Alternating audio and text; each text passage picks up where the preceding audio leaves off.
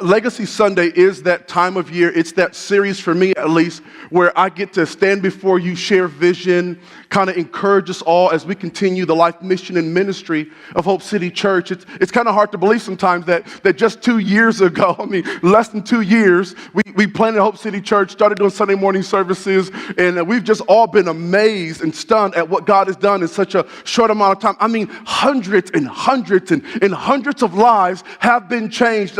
Almost on a daily basis, I get to hear amazing stories of people who say, Pastor Q or Dustin or from one of our growth teamers or from some of you, man, Hope City has made an impact on my life, and it has influenced me in ways that I never could have imagined. And that while I'm grateful to God for all that He's done, I just want to say, Hope City Church, let's not give up or give in yet. Let's continue to press forward toward the cause of Christ. This is our legacy. This is our finest hour as a church. God has brought us here to make a difference in the valley, and we are doing it. So let's keep going. One more day, one more life, one more moment at a time to leave an impact in the lives of people in such a way that it continues to leave for us a legacy of life change in the Cedar Valley. Let's keep going. Let's keep going. God has done so many amazing things in such a short amount of time, and I know there's so much more in front of us. And as I think about our church family, just this morning, listening to the voices sing, pausing for a moment to quiet my heart, and thinking in the back of my mind, those are white voices, and those are black voices, and those are Hispanic voices. And all of the color of our skin has been washed red in the blood of the Lamb. And before God's throne in heaven and here on earth, there are people of every tribe, tongue, nation, and culture who are lifting their voices to the only one worthy, that all that matters in this life is Jesus. In Hope City, this is our legacy. This is your legacy. That your children and your children's children will look at pictures. They'll come through Facebook and they'll say, Mom, who is that black lady that you're smiling with in that picture? And you'll go, oh, that's my friend Shanique. Father, who's that Hispanic man you're fishing with? Oh, that's my friend Salvador. This is our legacy. It's beautiful. It's a good inheritance. Why is it our legacy? Well, we'll write this down. What is the legacy? Here's how I define a legacy. A legacy is what you or I leave behind when we're long gone. A legacy is what you or I leave behind when we're long gone. How will we be remembered by the people who knew us most, who loved us best? Legacy, oftentimes, when we think of it from a place of finances, material, a financial inheritance, and there's a truth related to that. But legacy is less about, hear this, Hope City. You might even want to write this down. This can be a rudder to the way you live your life. Legacy is less about what you leave for someone, and legacy is more about what you leave in someone. Because of what you leave for them is greater than what you left in them, then what you leave for them will destroy them. I need you to hear me. Legacy is less about what we leave for people, and it's more about what we leave in people. Because if what we leave for them is greater than what we've left in them, then it will destroy them. And today, I want to look at the lives of two people whose legacy you right now, Hope City, you are feeling that you are the direct result of the lives of these two people. Everything that's happening in this church, everything that you love about it, everything that God has done for the past 2 years is the direct result of the lives of these two people whose story I want to share with you this morning. Their legacy is outliving them. They've been long gone. But what they've done is still being remembered, and God is still using it to change people's lives, one life at a time. First person we're going to look at today is the story of a woman in the Bible. The Bible doesn't give her name. It just gives a description of her life, and it honors what she did, the life of a woman who's just known to us as a widow.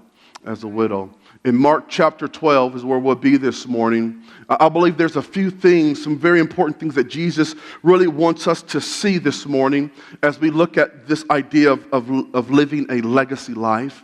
What does it mean to live a legacy life? And then from that, I'll share the other person's story and identify some things that I believe will help us in the same regard. Mark chapter 12, starting at verse 41, starts this way. Jesus is speaking. A little bit of a backdrop is that Jesus is in the temple, and it's a place where people will worship God. And there are hundreds of thousands of people there. And there's crowds, huge crowds. I mean, tens of thousands of people hustling and bustling. And there's this place in the temple, which kind of think of it as the church, a church building. There's this place where people would come and they would make offerings to God. They would bring their finances, and they would drop it in these huge kind of trumpet, these kind of huge bowls that were kind of placed strategically, actually in the court where the women and where non-Jewish people were allowed to worship God. There were some separating walls that would divide people. Women could only go so far, and then if you weren't Jewish, if you're black, white, Asian, Hispanic, whatever, you could only go so far. And then if you're a Jewish man, you could get really close to God. And Jesus hated that. He breaks down that wall. He goes, I want everyone to be able to come close to the Father. But there's this place kind of on the outskirts of the temple where you could put money. And there's tens of thousands of people, hundreds of thousands of people there in Jerusalem total, but tens of thousands of people are putting money in these trumpets, these cases, these chests. And Jesus does something here. Verse 41. It says, Jesus sat down opposite, so on the other side of the place where the offerings were put. And Jesus watched the crowd putting their money into the temple treasury. Many, many rich people threw in large amounts. But a poor widow came and put in 2 very small copper coins. They were worth only a few cents. Jesus, I love this. Jesus, he calls his disciples to him. He says, come here. And then Jesus said to them, truly, I tell you, this poor widow has put more into the treasury than all of the others. They, he said, gave out of their wealth. But she gave out of her poverty. She put in everything, all she had to live on. Thousands of people in this place, tens of thousands, some affluent, some poor, some giving a little, some giving a lot. And Jesus gathers his disciples and he says, come here, look at this. And he points at this woman. Now, hear me, Hope City. Is Jesus, is he propping up poverty and saying only the poor love God? No, he's not saying that. He's not saying that, but neither is Jesus propping up the affluent and successful. It said this is a sign of God's blessing. He's not doing either. Rather what Jesus is doing, he goes, let me draw you in to the way the Father views our life and our love in the way that it leaves a legacy for us, is what he's rather what he's doing. And so just as Jesus with his disciples then said, hey, come closer. Come closer. I, as your pastor, I'm saying to you, come a little closer. And let's look at what this woman did. And why Jesus looks at her and says, this is a legacy life. I imagine this woman wasn't looking for attention, didn't want to be seen or noticed, but what she was is she was in love with someone who no one saw, and her extravagant love for God made her an extravagant giver to God. And Jesus says, I want you to see something that's happening in the midst of the chaos, in the midst of people jockeying for position in Jesus' day, people wanting to be seen and noticed. He says, I want you to see this life because her life is an example. It's a model of behavior. It's a way in which we can begin to orient our hearts, our lives, and our minds in a way that allows us to leave a legacy when we're long gone. One of the first things I think that we see when we look at this widow and why Jesus said, come here. Look at her. Because in a sea of thousands of people, as he said about her, I believe he would say to you, God cares, counts, and sees all you do toward your legacy. He sees it all. And I imagine, like this woman who, I could just see her walking up the steps slowly. Faith, strong, but her face weathered by all that life had thrown at her. And she makes her way up the stairs. And I can just imagine that exchange of her reaching into her pocket, saying, God, I don't have much, but all I have, I give to you in this moment. And while it was a couple pennies, we walked past those. It wouldn't have been valued by men at all. But it was a treasure to God's heart. Because he sees it. Thousands of people, tens of thousands of people, thousands upon thousands, and Jesus sees her. What she's done. I experience her love in my heart. And I want you to see it. And some of you may be like her. You feel like you're unnoticed. I don't have much to give, but God says, I'm counting every little thing you do, every penny you give toward your legacy. I think of a woman in her church. Her name's Joan. Joan's confined to a wheelchair. Her body has her set in the wheelchair, but Joan's love is not confined to that chair. Joan serves on our care team. She gives of herself week in and week out, and though her body's confined to that wheelchair, her love is not, and therefore neither will her legacy be either. No matter how big or how small, God sees it. And I would say to you, for some of us, we look at our lives and we go, I've just kind of lived a normal life. I don't know that I've had a huge impact in changing the world. I would say, just wait.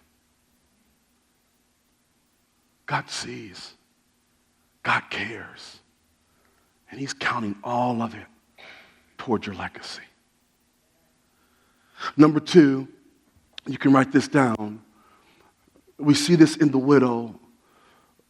A legacy isn't built through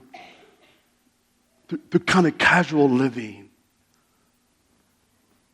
but through an uncommon commitment.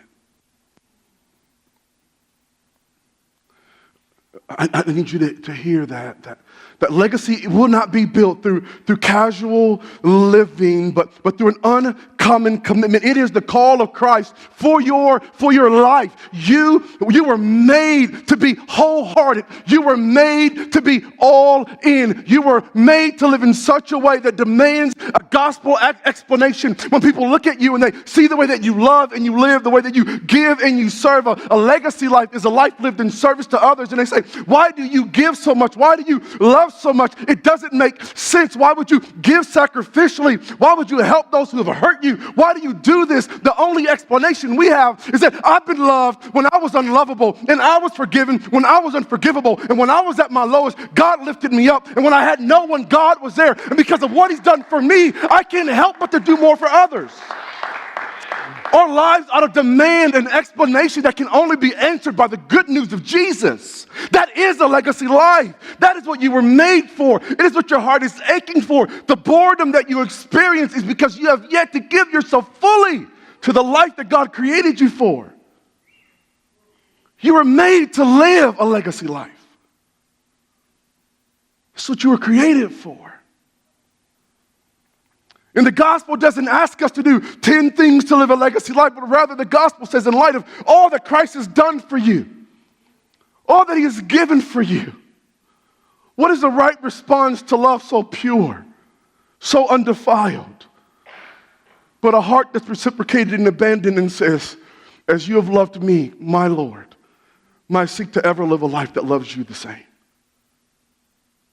If we will do this, this will be our legacy life. It will. And even more than all of this,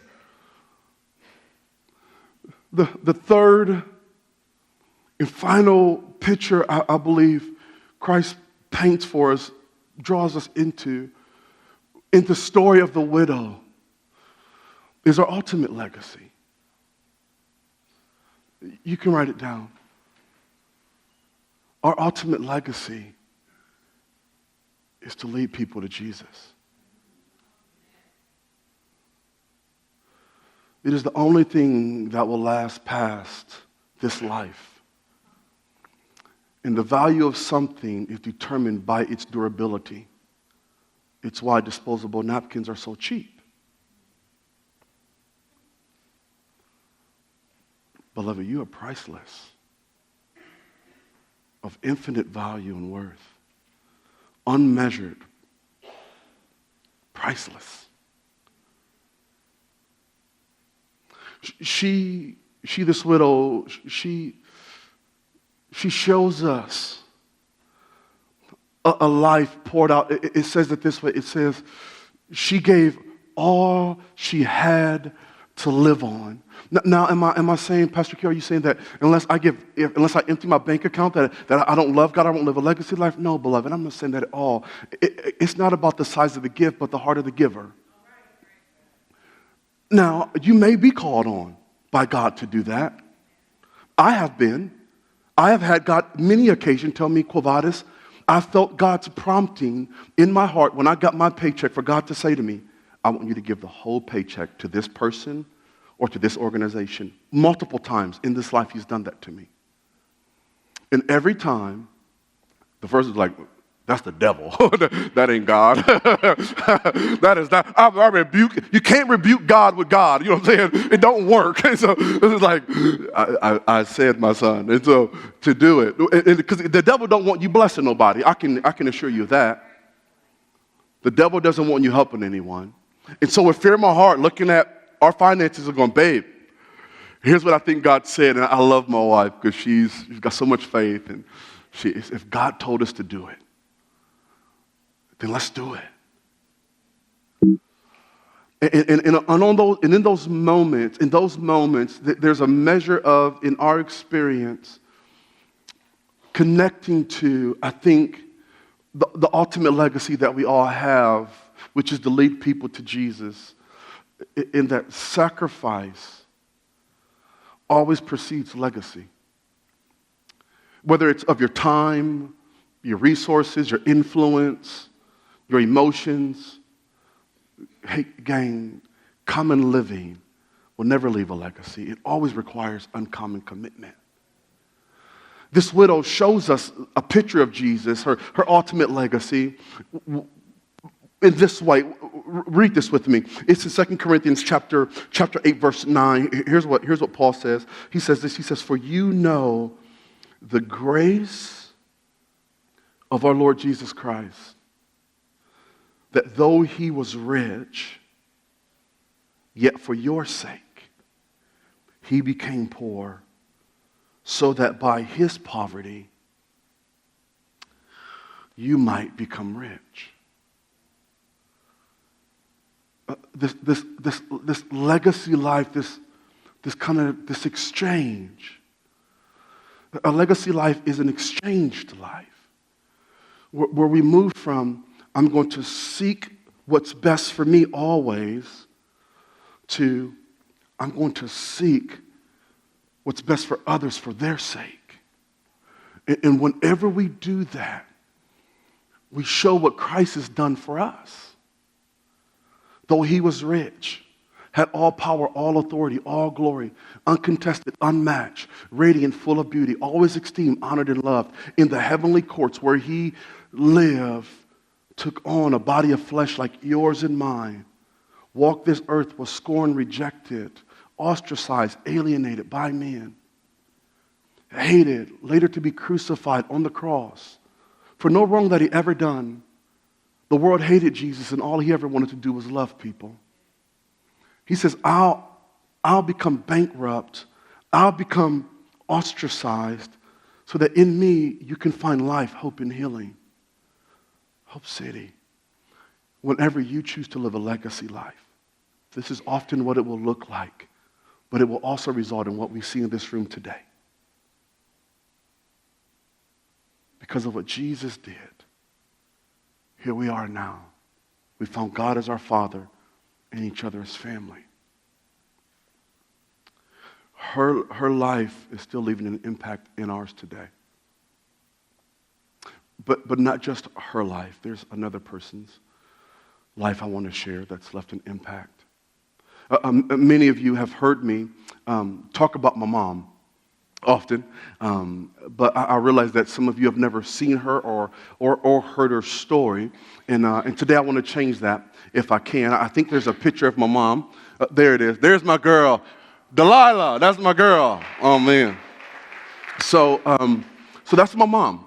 My mom. Many of you know has went to go to be with the Lord. Going on 4 years in a couple of months. Next month, actually. I want to share a little bit of my mom's story, and then if you can I just share with you 4 things I learned from a poor woman. That because I learned these things from her, this church, the culture of it, the tenor of the tone of it, it's not all me. We have a great team and everybody's doing their part. But in terms of my role and participation in it, you are experiencing the benefit and the blessing of her legacy. My mom was born to a very young mother. My mother's mother was, I believe she was 14 when she had my mom. And because of that, in the 50s, it was really looked down upon. My grandmother moved away to Connecticut, and so my mother was raised by her great-grandparents who were born in 1902 and 1903. They were actually both half white, which meant they were children of slave owners. Growing up in their house, a very strict house, my great-great-grandfather was a deacon in his church, and so my mom was raised in a God-fearing home, but later walked away from Christ, got married and divorced. Actually, my mother was divorced twice before she died, married 3 times. Mother was uneducated. My mother never went past the 10th grade. My mother never learned how to drive. She walked everywhere. She took the bus. My mom was a very simple woman. Growing up, we were very, very poor, so poor that we lived in people's basements. And I remember when I was about 8 years old, we didn't have any food. I don't mean like we didn't have anything we didn't want to eat. I meant we didn't have any food. And so as a last effort, my mother went to a grocery store, and she asked me to be her lookout. She said, son, I want you to look out for me. And I said, okay. And she opened up the freezer door, and she stuffed her purse full of meat. And I said, Mom, that lady saw you steal. She said, we got to do what we got to do. If she saw me, well, then so be it. And we get to the checkout counter, and the lady says, ma'am, open your purse. And I watched my mom get carted off to jail for stealing. We were poor. I mean, I ate at Salvation Armies more times than I can count. It was like a part of our meal rotation.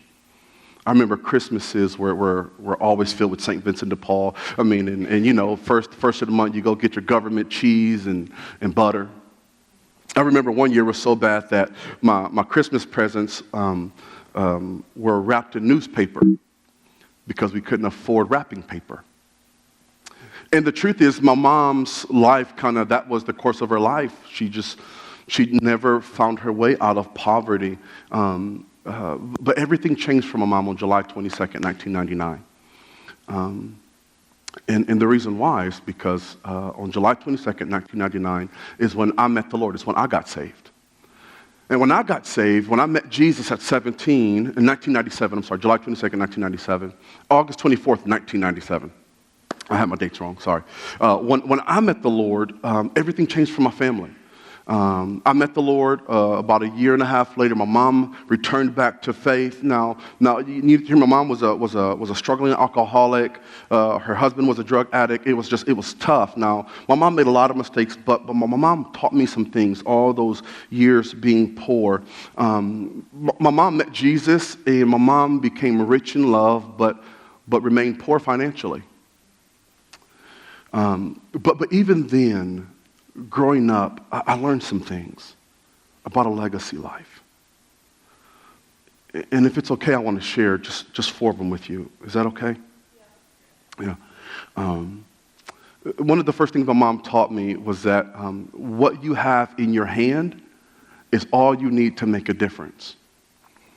I can think of many a day where my mother would feed not just me, but all of my friends. One of them's in the back. That's right, Mike. That's right. Where my mother, there was always room at Delilah's table. And if that means she didn't eat because somebody else's kid got fed, that's just how it was. She never looked at what she didn't have. She always took what she did have.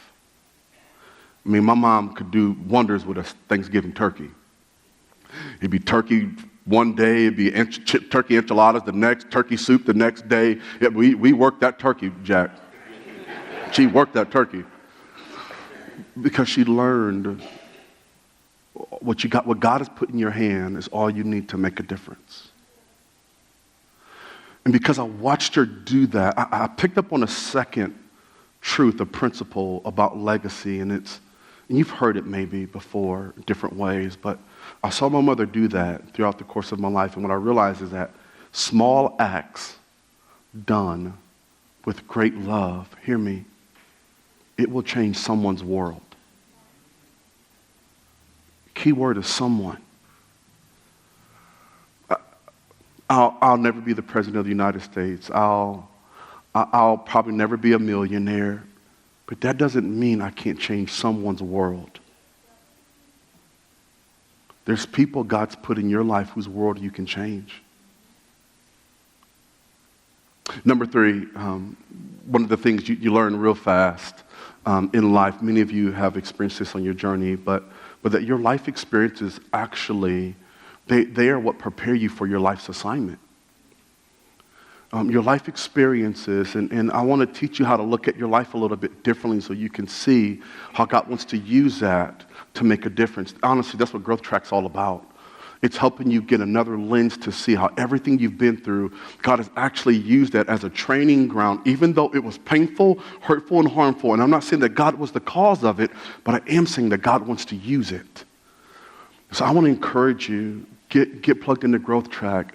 It will help you begin to live this legacy life. So as I look at my mom's life, I go, wow, God, what did you prepare my mom's life for? What was her legacy right here, number 4? And I'll tell it to you. Our days are numbered, was what I learned. But our legacy will outlive us. Why do I say that? And I'll close with this last part of my mother's story. Honestly, this is your story, Hope City. It's all of our story in some way. My mother found out she had cancer, and about a month and a half later, my mother died. I remember there was a moment where my mother had to get a surgery, and they said, Delilah, you might not make it after the surgery. Do you want us to resuscitate you? And I remember looking at my mom and saying, well, Mom, and she said, Mom, what do you want to do? And I remember my mother looked at me and said, I want you to leave the room. I need to spend some time with Jesus, and I'll have an answer. I said, yes, ma'am. And so I left, came back in. She looked at me and she said, Shaman, that's my middle name. She said, Shaman, if God is ready for me, then I'm ready to meet him. If I go down, do not bring me back. So I looked at my mom, hugged her through tears, said, Mom, I love you. I love you so much. My mother made it through that surgery only to lose her battle to cancer a few weeks later. At her funeral, my mom got plugged in a church just right across the street, Harvest Vineyard. I remember the room starting to fill up with people, and there was a part of the service where I began to wonder, people were filling in, and all of them were like 20, 19, 25, and I mean, I know my mom had a bunch of friends, and I'm kind of wondering where they at, I want to see some of my mom's old friends, and we proceed to do the funeral, and there's a point where we open the mic and allow people to come up and share, and this is where my mom's legacy outlived her. One by one, 19, 20-year-old mothers young people, told stories of how they were homeless and my mom let them live with her. How they were trying to get their GED and my mom will watch their kids. And if I'm honest, it irritated me. I said, why you got all those baby kids in your house? They just tearing your house up, mama. She said, boy, this is my house. If you don't like it, you can get out. I went, yes, ma'am. Yeah, But one by one, through tears, teenagers, single mothers, young men, your mom let me live here. Your mom fed me. Your mom gave me money. And my mother did not insignificantly slip off into eternity. But my mother's legacy in the lives of other people stood tall and recounted her legacy life.